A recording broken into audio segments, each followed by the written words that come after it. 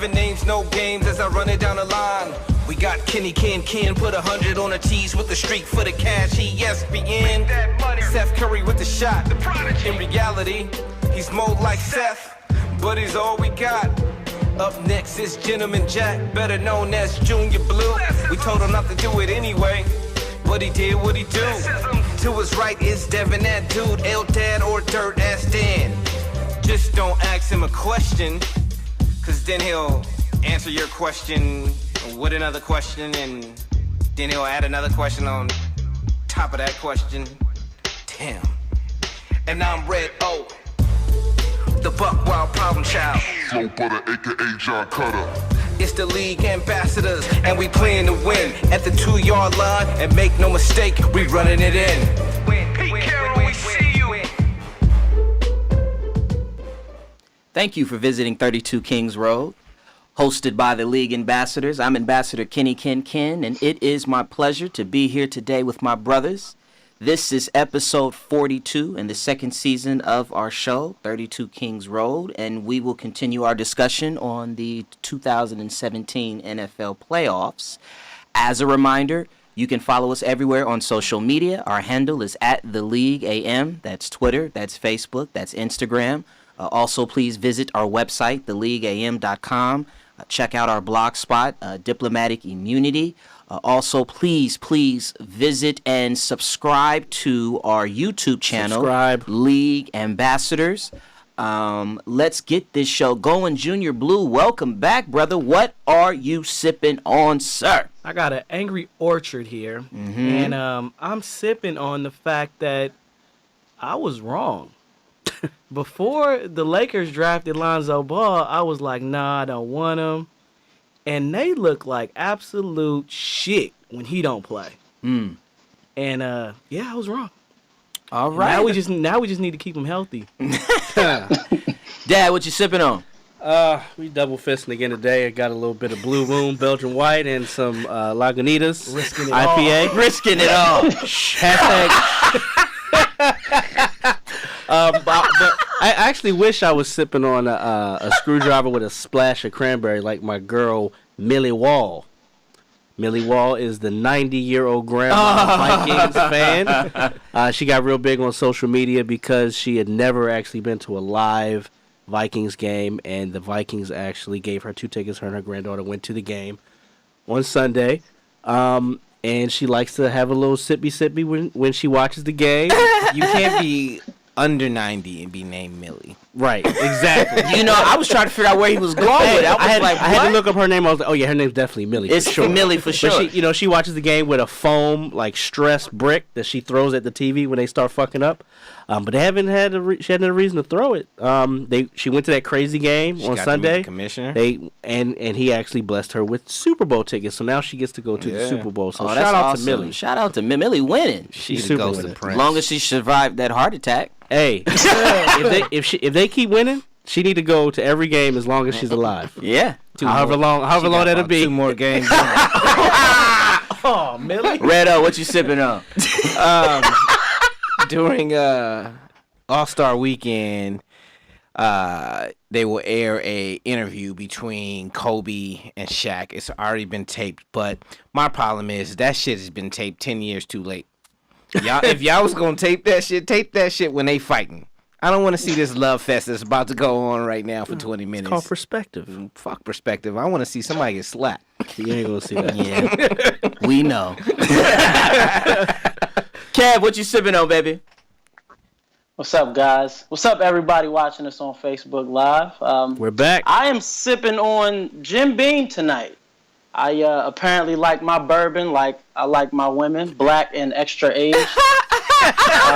So it's definitely one of those nights. What I'm sipping on is the NFC Championship game this Sunday is the underdog story of how 2 men survived the oppression of Mr. Jeff Fisher. So I'm happy to see 2 survival victims come out on top somehow this Sunday.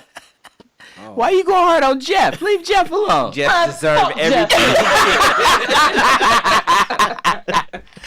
All right, I'm sipping on Corona 2 weeks. in a row. And what I am also sipping on, taking a brief break from football, is just some unfortunate news. And it's been in the news for a while, but today, Larry Nassar, I believe is his name. It doesn't matter how you pronounce his name. He's not worthy of that respect. But in November, he pleaded guilty to 10 counts of first-degree sexual contact with minors, with victims as young as 6 years old. He got 60 years in prison for pleading guilty to federal child pornography charges. Today began the sentencing for the 10 counts. And they're calling in, I believe they have 98 either victims or representatives of victims, advocates of victims coming in to make witness statements before the judge decides what the actual sentence will be for the sexual. There's over 140. 150. There are 150 women that are suing not only Nassar but Michigan State University and other entities. You've had a steady stream of U.S. Olympic gymnasts that have come out that have said they have alleged that they were abused by Larry. The latest being Simone Biles, who is arguably the most prominent U.S. Olympic gymnast that we have right now, and she just came forward a couple of days ago, said that she was also abused. The question I have for you guys, twofold question. Number one, given the Joe Paterno precedent, should the NCAA step in and punish Michigan State University, who clearly was complicit in enabling this sexual predator to, attack women? So that's number one, because Michigan State, it took several years, several complaints before they actually fired him. But given what we know now, should the NCAA intervene and apply a punishment to Michigan State University? No question. I mean, why wouldn't it? I mean, we have Joe Paterno and what he did at Penn State with his cover-up. Right. Now think about all the people that covered up the same thing at Michigan State. Right. You have to. I mean, it's ridiculous. Over 140 women. Well, the question is, are they talking about it? No, not. That's because I haven't seen anything saying. That's yes, and to me, that's what begs. That's why the question should be asked, because they seem like they're still twiddling their thumbs about what happened and what their actions were, why they did what they did or didn't do, and it seems like there needs to be some sort of intervention for somewhere, because one of the things ESPN did I guess as good of a job as you could say can be done in a story like this, because it's really disturbing, but really sort of outlining just all the points of failure within this chain over the years. And so, yeah, it to me feels like something should be done as it pertains to Michigan State. And then also the second question being to the USA Olympic gymnast program as well. Like, I mean, these are kids. Well, let me ask this: who was the entity that paid Michaela Maroney off? Was that NCAA or was that the U.S.? It was USA Gymnastics. Yeah. USA Gymnastics. Yeah. Okay, so they're more complicit than anyone. I think, to go back to your question with regards to Michigan State, I agree. Yes, they should be, but it's going to be similar to what happened with Joe Paterno. They, people cried about it. They felt that football institution was more important than those boys' lives that were ruined. So ultimately, they didn't get the death sentence. So basically, they said that it's worse for people to receive cars and payments rather than molest boys. Yep. And they brought them back. So Michigan State, who has a very well-known football program and an even more well-known basketball program, the university is not going to take kind to that. And they're going to fight back, and it comes down to their alumni, on the wrong side of shit. But I mean, how long will that stand? Well, they have many precedents. Baylor University. There are so many examples where the NCAA finds that giving somebody who's broke money is more detrimental. Worse. More detrimental. Yeah.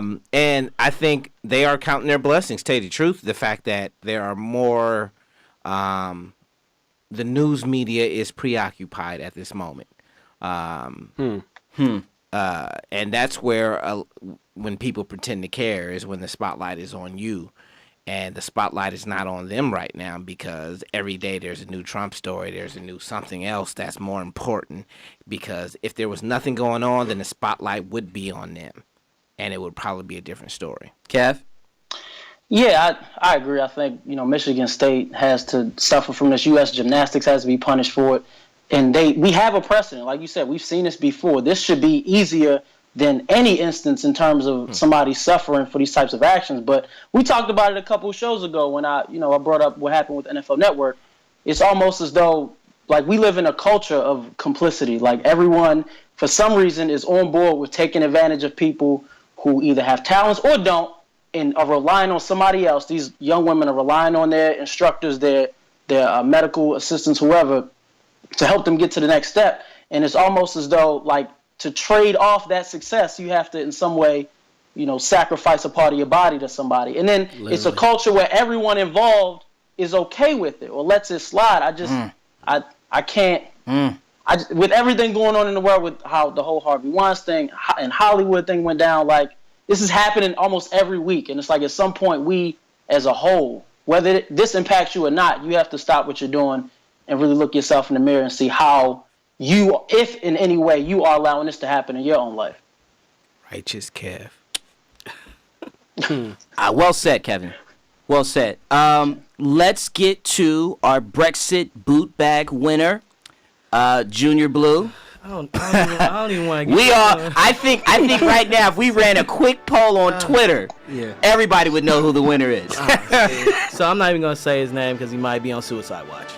Jesus. But let's say on Sunday. Marcus. On Sunday, the New Orleans Saints snatched defeat out of the jaws of victory on a walk-off 61-yard touchdown from Stephon Diggs. Now, I'm going to take you guys back to April 2017, where the NFL draft. The Saints draft a cornerback in the first round. Marshawn Lattimore. And a safety in the second round. And all of us felt like the Saints defense was going to be trash. Mm-hmm. Well, guess what? Because of these two rookies, they top 10 defense in the league. By the end of the league, Marshawn Lattimore was considered an elite corner. And Marcus was right below elite until their final play of the season. So let's break it down. There's 10 seconds left in the game. Mm-hmm. 10. Your team is up 1 point. 9. Vikings have no timeouts left. Settle. The ball is on the 50-yard line. I mean, my bad. It's on the 39-yard line on the wrong side. And all you have to do, Marcus Williams, is tackle the player in bounds. But because of the fear of a pass interference, you decide to completely whiff, knock out the other defender who possibly could have caught him. Ken Crawley. And guess what? You lose the game. But that's not why I'm going to give you Brexit-Bootbag. Because if you had to listen to our show, we would have told you. All you had to do was get the pass interference. They were going to miss the field goal, and y'all would have won the game. So because you don't listen, Kevin, 32 Kings Road, that is why you get the Brexit-Bootbag winner. And that's a definite golf. Hey, golf clap, Junior Blue. What's funny is Devin and I talked about this right before the show. I said, "Yo, take the penalty. It's 10 times worse." I had it clipped up, ready to go. Oh my goodness. That's good. That's good. Let's get to our football tea. Hot topics. Let's first discuss the NFL head coaching carousel, which, by the way, and maybe we'll talk about this on next week's show, there's an even greater or faster spinning carousel happening amongst coordinators in the NFL. But amongst the head coaches, Actually, continuing the theme that you just brought up, Junior Blue, if you watched our show or listened to us 2 weeks ago, Red O, out of the blue, called that Matt Patricia was a done deal to the Detroit Lions. And now it's a done deal because Adam Schefter said so. Go figure. Fuck that. Red O said it. Hey, only in America. Hey, so. only in America. But he will be the head coach of the Detroit Lions. A big component within that is that the Lions are going to keep our favorite offensive coordinator, Jim Bob Cooter, in his role. That is certain he is staying, as well as the quarterback coach. Do we like this move for the Lions? Matt Patricia obviously has a relationship with the GM, Bob Quinn. They're coming from everybody is rating the Patriots, as we will continue to discuss. Matt Patricia is a smart cat. You know, in his previous life, he was an aeronautical engineer. That's right. But the best thing about him is he's been on both sides of the ball as a coach. If you're a defensive coordinator, he understands the offense and the defense. Right. So because he was an O-line coach, wasn't he? Yeah. So to me, that makes me feel better as a quarterback to know my head coach understands both sides of the ball. I like it for him for the simple fact that he has his franchise quarterback, which a lot of teams don't. So he's walking into a good situation, and the thing that he helped with is defense. Yep. And he's literally a rocket scientist. So I think it's a good fit. Kev? Well, that plus he comes from the Belichick tree, so of course he values balance. And if anybody knows anything about Detroit's offense, is that they have none. So I think he'll be the first one to finally invest in a running game for the Lions, and we'll see how it pans out. Help his defense. Moving on to the New York Football Giants, it appears as if they have their man as well, Mr. Pat Shurmur, who we all know him now as the offensive coordinator for the Minnesota Vikings, and he's done a good job in that role. Yep. He was also a former head coach of the Cleveland Browns, and his record over 2 years was like 9 and... What was Belichick's? Belichick didn't have a good record either. So, Pat Shurmur though for the New York Giants. I mean, they went offense again. yeah. Which they said they wanted someone that had previous coaching experience. Bob coordinating McAdoo was experience. offensive. But I think actually that foreshadowing, he's getting a job. Yes.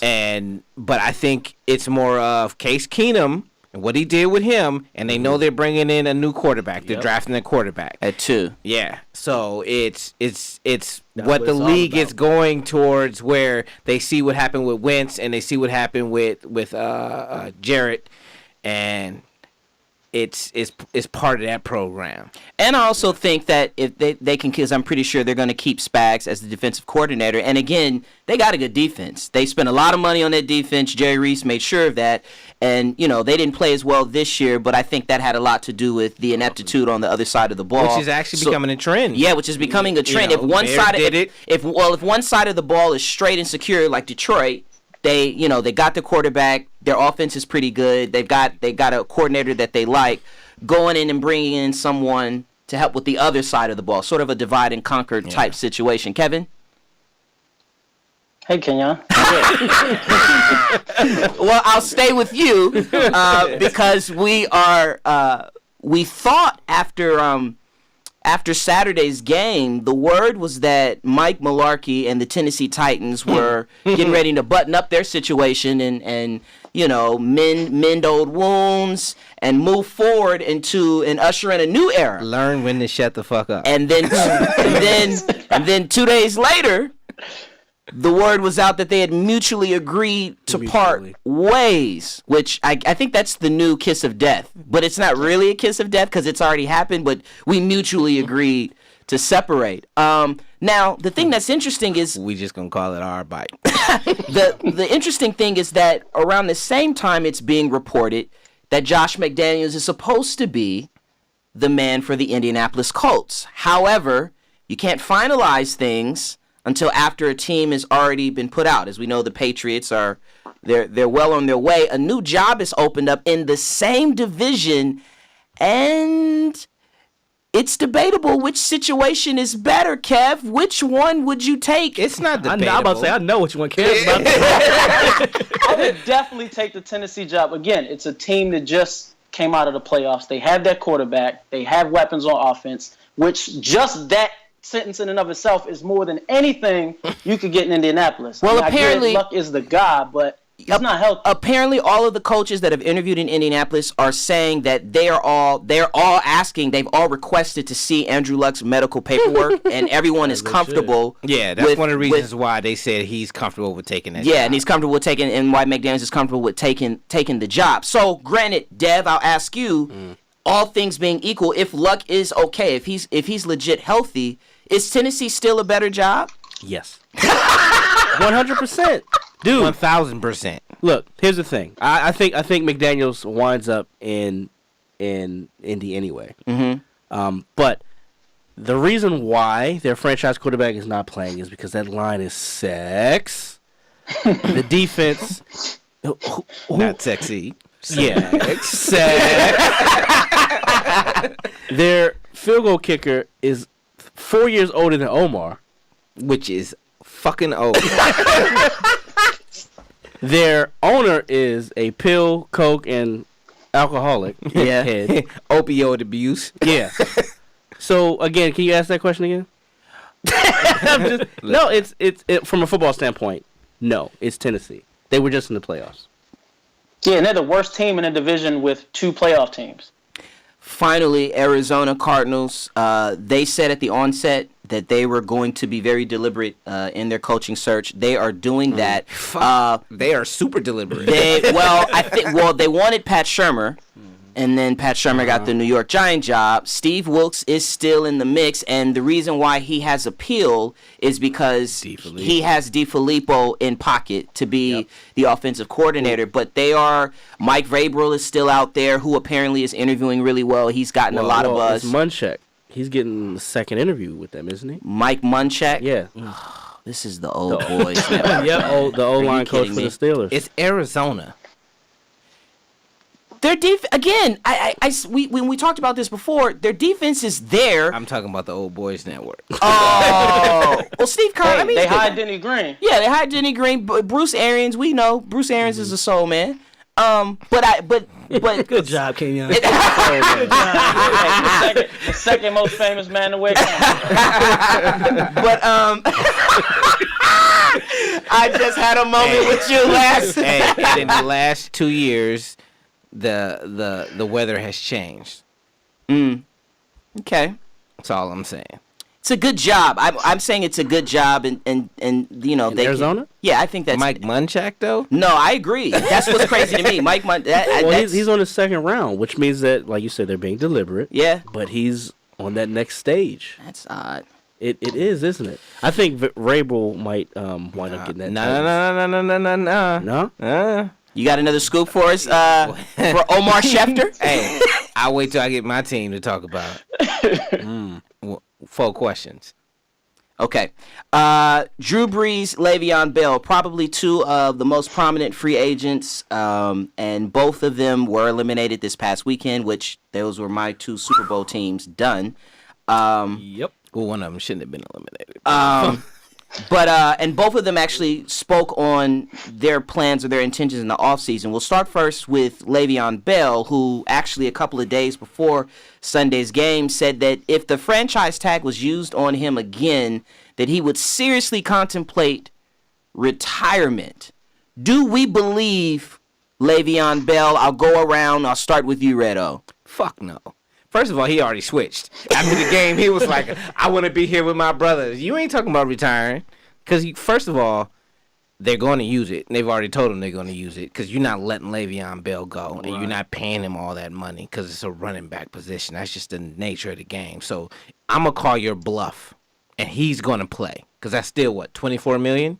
No, it's 14 million. 14 million? 14 million. So, but the thing is what's crazy about that is that if he had signed the contract that they had initially offered him, it was 2 years, 30 million, and it'll work out to be 2 years, 26 million. So at this point, the Steelers would be stupid to do anything else because we gave you another option. But they need him. Listen. What do you as a mean? Raven They can fan, I would franchise him. love- He's not retiring. But But I first off, I don't believe him, but I think he's playing this the way he should play it, because as a running back, as someone whose livelihood could be out the window after one tackle, he should go after as much money as he wants to get a long-term deal, because they can't win without him. As much as I love to see him in the NFC West, the Steelers, they got to sign him to a long-term deal. I feel you. Yeah, they got to sign him. They got to pay that man his money. No, they don't. No, they don't actually. Their fault. Yeah, exactly. I mean, because So you do believe him? He's not he's retiring. not retiring. I want to believe him so he can take a stand and set a precedent that has never happened. No, Purple and black glasses. Because I'm with you. Yeah, I mean, keep talking. Fucking Carson Palmer did it. Keep talking. Carson Palmer never cashed a check though. He was more on the beast mode type thing. Like he didn't spend money. Well, his family had bread. Yeah, but Le'Veon don't strike me as that type cat. But he's in a position to where he's in one of those, like Kevin said, you never know. The next tackle could be your last, and if he sits out, you know how many suitors will he have? Okay, question. No, he can't sit out. Yeah. He had to retire, right? Yeah. Yeah. Okay, but he can still come back. Yeah, but you got to come back at a certain price point, right? Like if you can't just retire and then come back to another team. and then come back and be like, all right, I want $100 million. You can't do that. But what's almost as important, I said it. We were talking about more this over players the weekend, would do is that he's setting a precedent for running backs who are vital to that team's success. And I thought when Ezekiel Elliott got suspended and we saw what the Cowboys were without him, he should have walked to Jerry Jones' door, knocked on it, and ripped up his rookie contract in his face and said, "Pay me, because y'all are terrible when I'm not on the field." And it's the same thing with Le'Veon Bell. That's easy to say, turning down $14 million. We don't know what the man's done with his money, but I definitely think that he's in an opportunity. I want to believe him. Yes, the cynic in me says I'm not turning down $14 million, but I want to believe him, and I think he is a unique player and has a unique opportunity to change the dynamic. The difference is Carson Palmer said, "I am retiring."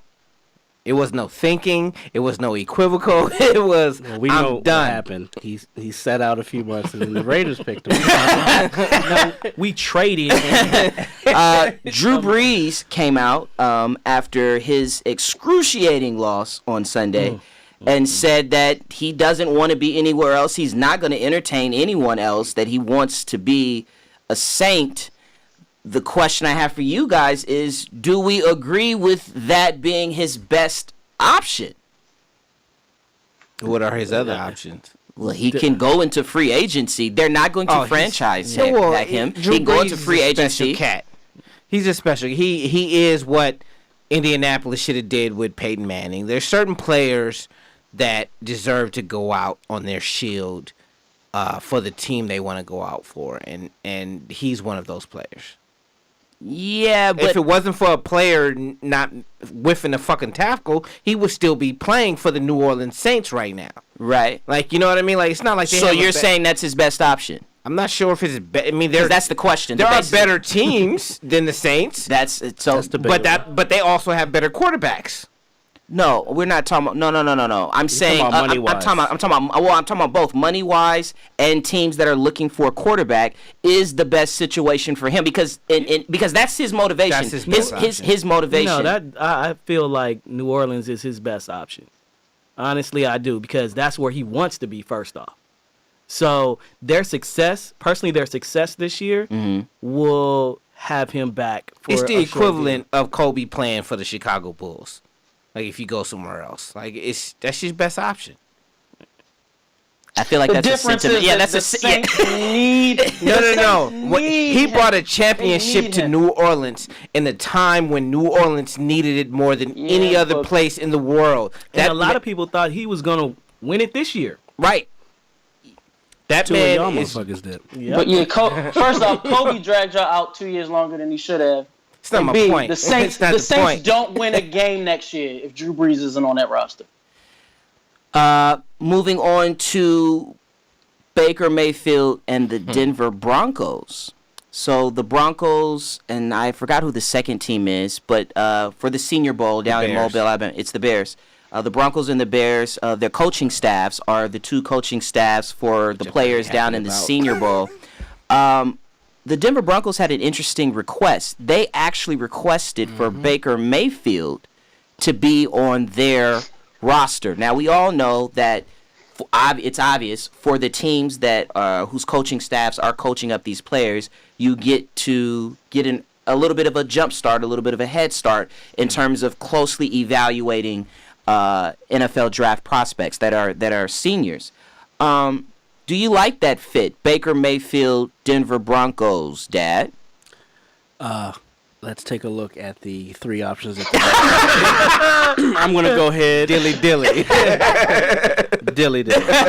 Yes. I'm not a Baker Mayfield fan. Given the right situation and circumstances, it could work.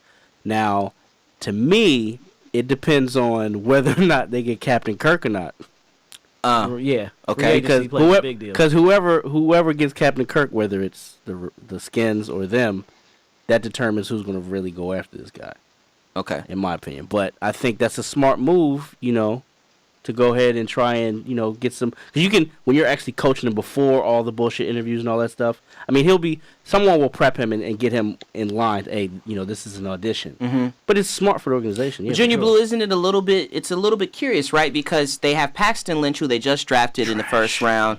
They have Simeon, who's also a young quarterback, and then they did draft Chad Kelly, or they signed him as an undrafted whatever. Saying this shit So with a straight they've face. already, and we didn't even need to mention him. You didn't need to mention Right, so my point is that you've clearly have gone down the young quarterback path. The young trash. So path. why are you taking an interest in Baker Mayfield? It would seem that the move is going to be that you're going to be working in free agency to make something happen. And that's what I feel like they should do, because they should be in a win now position. I mean, their defense is still top notch. Right.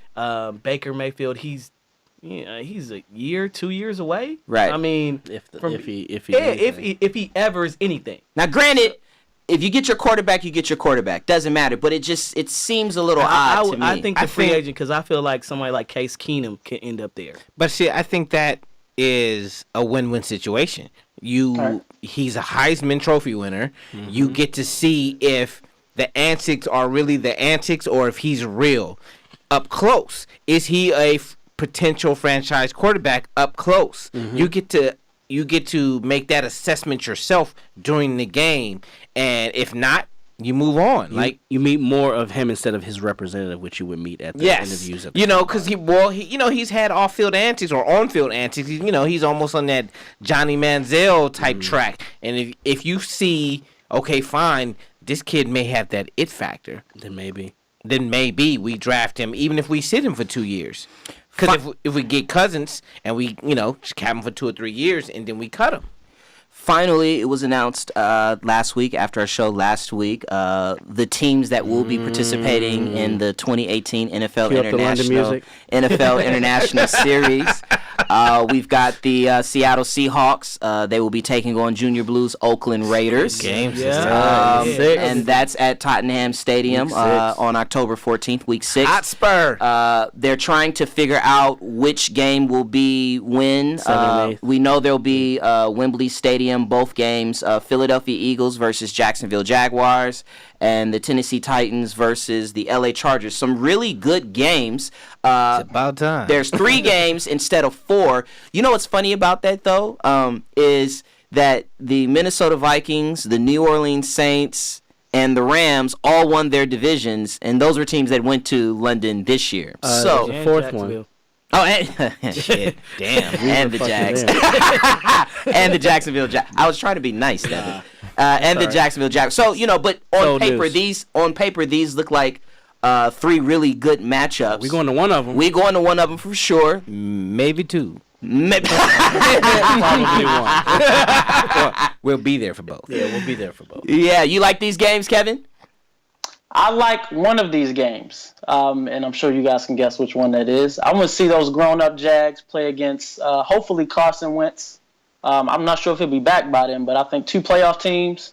And the environment that we were in, granted, it was, the joke was on Devin and I, but to see London turn up for Jacksonville like that, I've never seen anything like that outside of watching my home team. Yeah. So I love to be around it again, especially depending on what they do this weekend and maybe after that.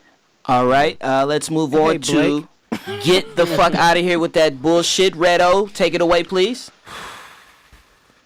First off, shout out to Mr. Nicholas Longshore Henderson, my brother. He's a diehard Steelers fan. Oh, This is for you, baby. Oh, that's evil. That's so evil. Andre Frisbee. Only brothers, your boy. only brothers can cut you like that. That's evil. So, the Pittsburgh Steelers, they rallied from a 21-point first half deficit to pull within a touchdown of the Jacksonville Jaguars, or as they like to call themselves, the Saxonville Jaguars. With 2:18 remaining in the game, the Steelers had 2 timeouts and the 2-minute warning.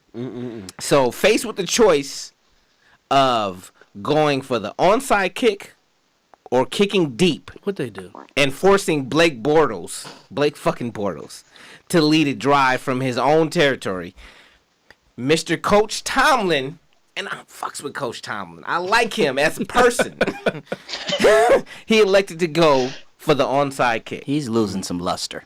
Now, the second he decided to go for the onside kick, he entered the same territory as Mr. Andy Reid, as being one of the 2 worst situational coaches in the NFL, which is hard to be in that same category. Oh, he tried.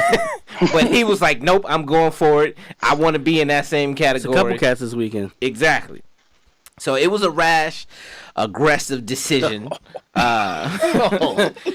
Pittsburgh was only down a touchdown. They couldn't afford to give the Jaguars an opportunity to make it a 2-score game. But for some reason, they decided to make it easier on a quarterback who struggles in the vertical passing game. Still doesn't make sense. So when they kicked the onside kick, the Jaguars recovered And the it was onside kick. Bad onside kick. Yeah, at it did that. Horrible onside 6 yards. Like they never practiced it before. But we gonna do it anyway. Then there was an illegal touch penalty. So it gave Jaguars the ball deep in Pittsburgh territory at the 35-yard line. Blouses. The drive played out exactly, and I mean exactly how Mike Tomlin hoped it wouldn't. The Jaguars added to their lead with a Josh Lambo field goal. Shout out to Josh Lambo. Started the season very bad. The decision immediately proved and ended the season with that one bad decision. What was the final score? And with football 101, but they lost by 3, right? Yeah. Wait. They lose by a field goal? They lost by a field goal. Damn. So with that decision, I mean, you know you're doing bad when you're beating Andy Reid for the worst situational coach in the NFL. With that decision, Mike Tomlin, get the fuck out of here with that bullshit. Not to mention the 7-yard sweep they tried on 4th and 1. And the 20-yard pass on 4th and 1. Sweep the Fourth leg. and one. Against the leg, a team that their 4th and only inches. weakness was the run, stop the run. You Up had the middle. all your timeouts. All of them. That's Well, they had 2, and they had 3. they, And the they 2-minute had warning. 3 chances. They had the 2-minute warning and they had 2 timeouts. They could have gotten the ball back with 1:59 on the clock. And Mike Tomlin And they would have won. got up on the podium and said with a straight face, we couldn't stop Blake Bortles all day. Like, you should quit at that point anyway because you said that shit out loud. and that is why he needs to get the fuck out of here with that bullshit. Because it's like, really, yeah, that was like I said, he's losing his luster. We will. There's some It's a great segue, and we're going to keep the party going and actually stay here. Go a little bit out of order. We'll start with you, Junior Blue. We're going to do what we did last week. Look at the teams, conduct a post-mortem on the teams that were eliminated. We will start with the Steelers because I mean it's just, you know, and I don't know if you're actually going to mention that the partial owners today. It was reported today that the partial owners, because the Rooneys, they got the whole pie, and they gave some pieces out to a couple of folks, and they are starting a campaign to actually try to have Mike Tomlin dismissed. And so 4 questions. We'll start with the Pittsburgh Steelers. What is the one thing that they can build off of this season? successfully, what's the one thing they can build off of for next year? The fact that they had a 7th ranked scoring defense, which I didn't expect them to have that good of a defense, and another 8th ranked offense. I mean, you could build off that. You got top 10 offense and defense. Yep. And mostly everybody's coming back. One thing they need to get done in the offseason to go further. Pay the man his money. Pay him his money. Make him feel secure. Yeah. I want to hear Les say it with that. Pay him his money. Is that also their his biggest money. off-season decision to make then? That is their biggest offseason to I have one more thing. Okay. Mike Tomlin and the whole Steelers organization needs to stop looking at New England. Everything they do That's a good point. That's a good point. is about New England. 2 weeks before they played them in the regular season, Mike Tomlin talking about playing New England. Yeah. Twice. Twice. We're going to play them twice. We're going to play them twice. And what did it do? It trickled down once. to the rest of the team. Yeah. Mike Mitchell. Le'Veon Bell. looking for you. Oh, we getting payback. We getting payback on New England. Well, guess what? Y'all didn't even beat the team you lost to in week 5 or whatever. So they need to stop looking at them and play their game. I feel like you're channeling some LeVar Ball here. Stay in your lane. All right. And then what's the one thing they should do that we all know they're not going to do? Draft Ben's replacement. Because he's not on the roster. Landry Dilly, Jones. dilly. You don't like Landry Jones. No. Come on, son. You got a quarterback in mind? No, I have one in mind, but they need to draft one. Baker Mayfield. He's not that getting late? that far. You're not getting that far. Yeah. Unless he shits the Exactly. proverbial bed and fucking... Where do you guys have Baker Mayfield going? There are 3 quarterbacks for sure going to go ahead of him. The quarterback out of Wyoming, Darnold, and Rosen. Kenyon, the moment one team takes a quarterback, the rest of them are following suit. It's a run. You know it. It ain't right. Wow. And wait, Shazier was a big loss for them too. Oh, yeah, so definitely. don't forget about Shazier. They need Have another they small entered that linebacker. stratosphere though, where they kind of choke every year? I mean, you got the best running back in football. That's why. No shade. I'm asking. Motherfuckers, you told me we don't believe you, Kevin. We don't believe Kevin, you. you are light. Kevin, you are light as Christmas morning, and you want to say no shade? Come on, man. I'm just saying. Let's best running move back, on. Best wide receiver, a top 3-4 quarterback, a top 10 defense, and y'all lose 4 out of the 5 years in the divisional round. Come on, man. Y'all gonna take our that's why you're division, at looking least at Tomlin. represent us. You could have won. Okay, Kevin, we'll stay. Kevin, we'll stay with you. You had the Atlanta Falcons who took a L on Saturday to the Philadelphia Eagles, 15-10. It was a high-scoring baseball game. One thing they can build off of this season going into next season. Absolutely nothing. No, I say that because 2017 was Super Bowl win or bust, and they underachieved all season. They were, the 3rd best team in that division? I mean, if anything, if I'm going to give them anything, it's that their defense made some improvements. They were, I think, top 10 in scoring and in yards. But other than that, the season was a wash. Omar, expected them to win the Super Bowl, as a lot of us did. And didn't happen. If it was a lot of us, why you specifically said my Because you was riding that train all season. I said the same thing, man. Like it's the same team that went to the Super Bowl last year, except for Kenyon's Cuddy Sark. Cuddy Sark. One thing they brought back. One thing they need to get done in the offseason to go further, Kev? In some way, improve their production in the red zone. Yes. There's no way you have that much talent, Man. that quality of a quarterback, and you can't score points. I don't know. Maybe they miss Tony Gonzalez. Maybe they need a more physical tight end / wide receiver to throw the ball to when Julio is quadruple team. But they got to score points. How about better play calling in the red zone? You don't cut off half the field on a rollout with one option. Anyway, Watch the run up. Fight on. Biggest offseason decision to make? Is how will they address losing their depth? Which, in my opinion, next to their speed is their main strength. Dontari Poe, Adrian Claiborne on defense are almost locks to leave in free agency.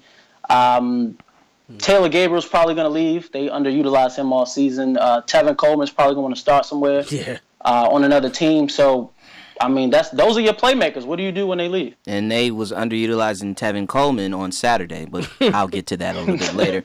One thing they should do, but we all know they won't do. I think they should tear down the new dome they just built and build an outdoor stadium because they can't play well outside. It's the proof is in the pudding. They continue to play soft, and not necessarily that they don't play hard or they don't have the talent, but their style of play that they rely on inside on turf does not translate when they come up east or up north or they play East Coast teams that are used to playing outside in 20-degree weather on grass. It doesn't translate. And unless they either change their style of play or, like I said, build an outdoor stadium, this is going to keep happening every year.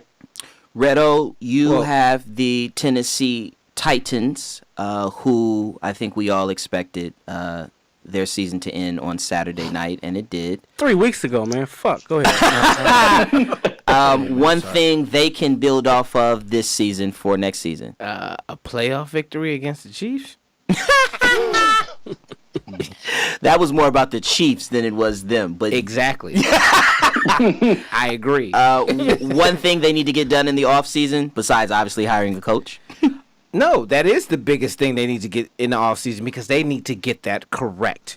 This will be the third head coach for a young quarterback. When you have a young talented quarterback and you have a talented rookie running back, the one thing they need to get right finally is that not only the head coach and the coordinators for Mariota. Apparently for Mariota,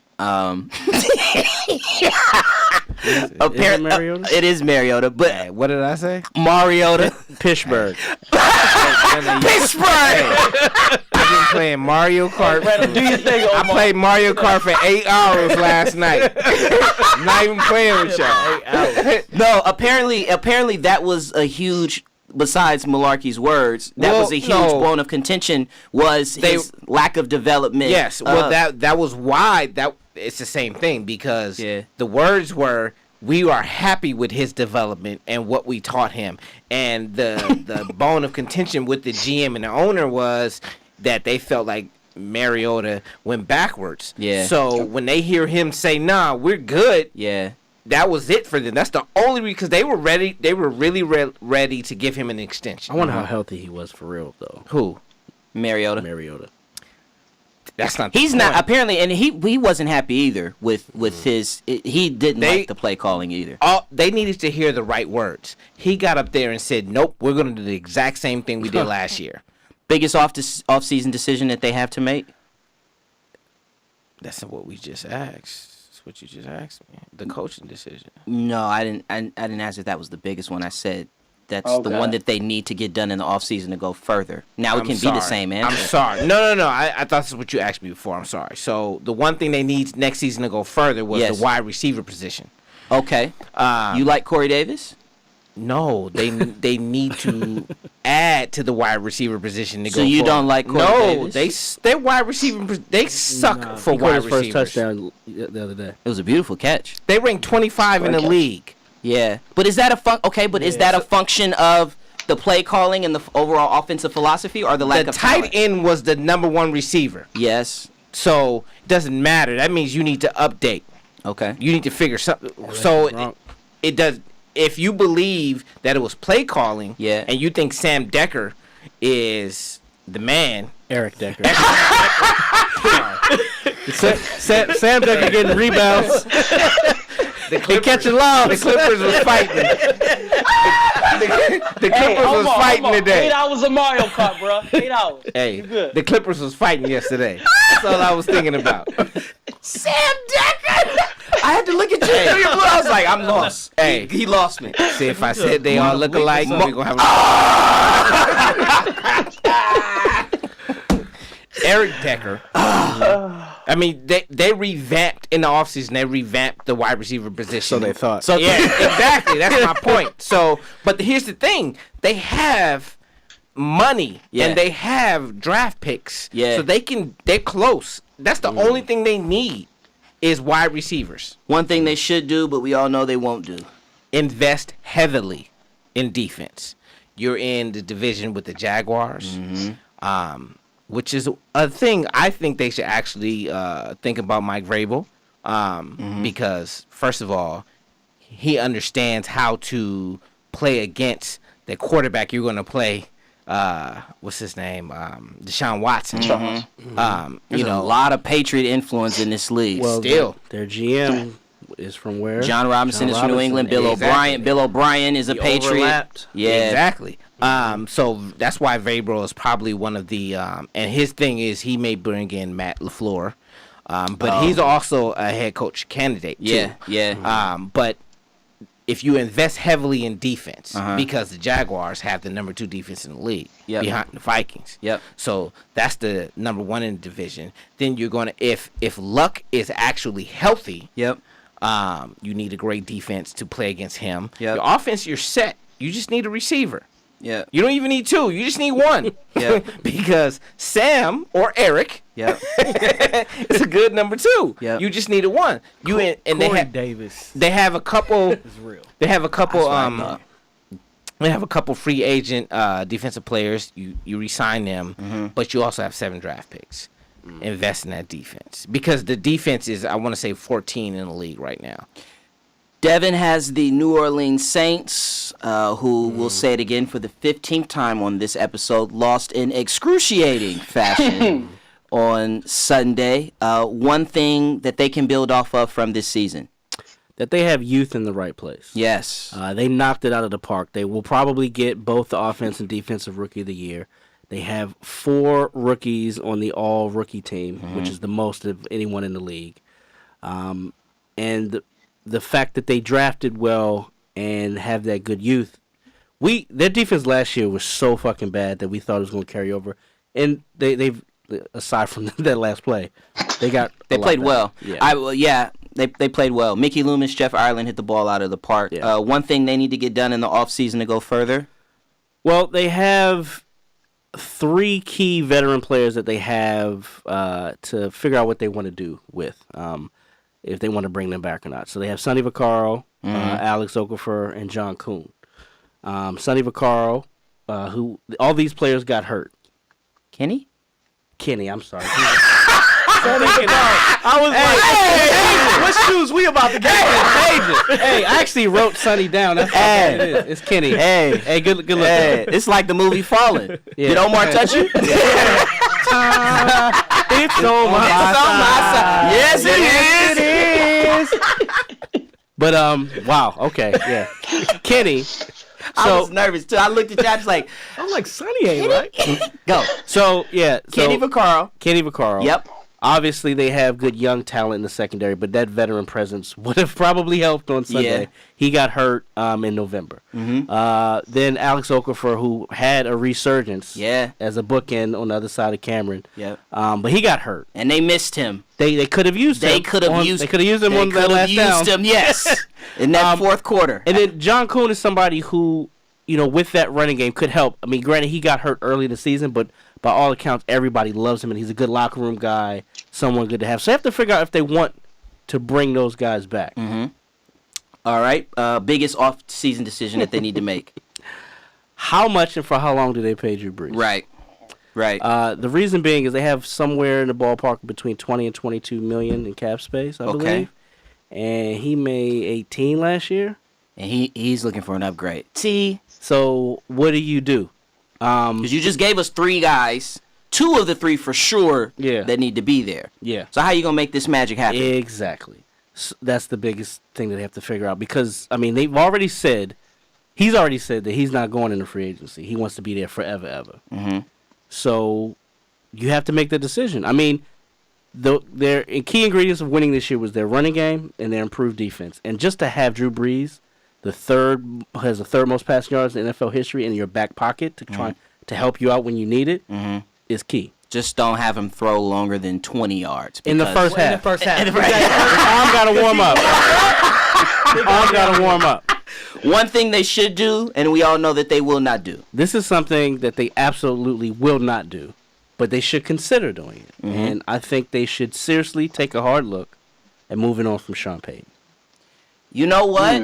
You know what? Talk about it. Well, he had some very cavalier calls in that game. He seems to be more interested in taunting teams. Well, that too. Yeah. But, I mean, these things didn't come back to bite him in this particular game. Mm-hmm. But the mismanagement of the timeouts with the challenges, now they said that their TV or whatever, their monitor was down, so he went with his gut. And this is the guy who started the Super Bowl second half with an onside kick. Yep. So I don't think it will happen for the simple fact that Breeze and him are married. Mm-hmm. That relationship isn't going to change, but at some point in time, that's just going to come back to haunt them. He also decided to rock clear plastic frames, and I never trust a man that wears clear, rimless plastic frames. So I think you're onto something, Dev. We're going to bring back a segment that we've run a few times this season. I wish we'd do it more. Kevin is ready for They Get Paid to Be Right. They get paid to be wrong, but we're right. We're right. Thank you. Thank you. Thank you. Right. Basically, this segment is about we are going to take positions that the public and people that you normally would hear sports opinions from, they would say something different. And Kevin wants to talk about the most important position in football and how and how maybe it's not that important. Take it away, Kevin. All right, children. Away. Look, guys, I want you all to gather around for today's math. I have a story to tell. Oh. So this segment is dedicated to NFL quarterbacks, but more importantly, the executives who decide to pay them. The top 10 highest paid quarterbacks in the NFL are Stafford, Carr, Luck, Breeze, Cousins, Flacco, Rodgers, Wilson, Roethlisberger, Palmer, and Manning. All of these guys are currently on vacation. Only 2 of those names actually participated in the playoffs this season.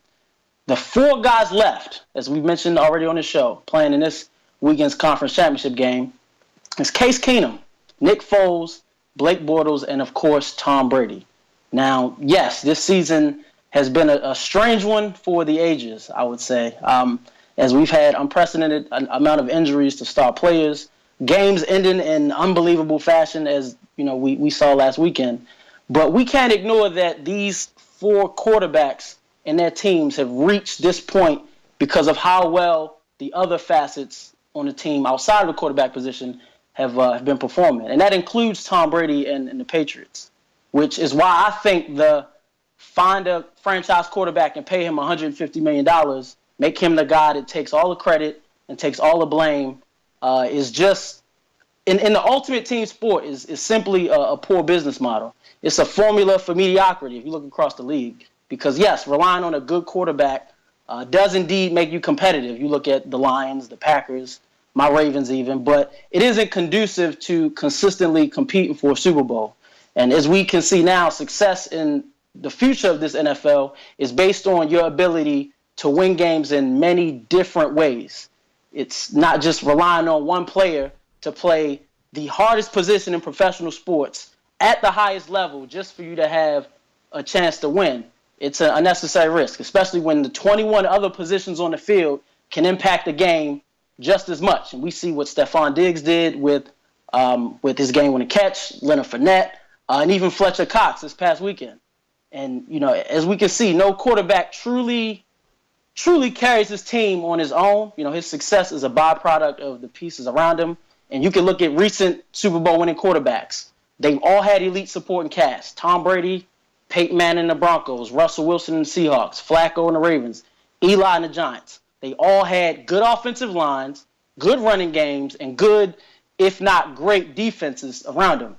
But more importantly, those teams had a relatively cheap quarterback. They weren't paying him top $10 to win a Super Bowl. So in my eyes, instead of paying a guy $150 million in one position, use that money to build a solid team. And if good enough, that team can carry an above-average quarterback and make him look a lot better than he really is for a lot less of your salary cap. And who knows, that team could very well carry an average quarterback to a Super Bowl. But hey, what do I know? They get paid for the shit. I disagree. Hey, I let it ride for the clip, though. You disagree because Man, Brady got 5 fucking Super Bowls. Yeah, he's not in the top 10. That's what he just said. Man, it's fucking Brady. yeah, but he's not. Okay, who was in the Super Bowl last year? He's not in the Who top was in 10. the Super Bowl last year? Brady and Matt He's Ryan. just not even listening. Brady Drew and Matt Brees. Ryan. Omar, we get it. It's late for somebody else. No. Pay I'm attention. saying great quarterbacks are more important to me in my That's team. not what he said. Yeah. What did he say? Paying them. Listen. Paying No, them. no. You're gonna top pay. 10. You're gonna pay. You gonna tell him what he said? There's no. That's not what I'm saying. I'm saying you're gonna pay a great quarterback. So why is Tom Brady not in the top 10? Why is Drew Brees not in the top 10? Of paid quarterbacks. Yeah. There it is. There. That's. This has been brought to you by Bullet. Let's get to this weekend's games fast. First of all, we've got in the AFC. Breeze will be paid this year. I don't know. I think remains to be seen. Actually, Think that's Breeze is the one that. Will they? No, Breeze and Roethlisberger in the top 10, but they're not playing this weekend. And when was the last time either one of them was in the Super Bowl? we've got in the AFC. We've got the New England They Patriots both won Super Bowls though. Versus the Jacksonville Jaguars, who I don't care what Kevin says. No one expected the Jacksonville Jaguars to be in the AFC Championship. You mean Blake Bortles Hey, ain't shout out to the homie Charlie Vegas, because he did call it before the season started. To who? Charlie Vegas. Is that a real person? That's a real person that you know? that I know that called it out before the season. Charlie That's his Vegas. Twitter alias. Charlie Vegas. Shout out to the big. twins in the UK though. Shout out to our twins in the UK. And he called it before the season. He hit me up after they won this weekend like, I told you. Okay, so does anyone here have the Patriots losing to the Jacksonville Jaguars on Sunday? Kevin? I'm going to stick with the formula that worked last week. The Patriots should win this game, but I'm riding with the baby Jags. Let's go. Omar? Baby Jags. Just keep going. Just keep going. When you slapping people like they slapping people, they grown. Pay attention.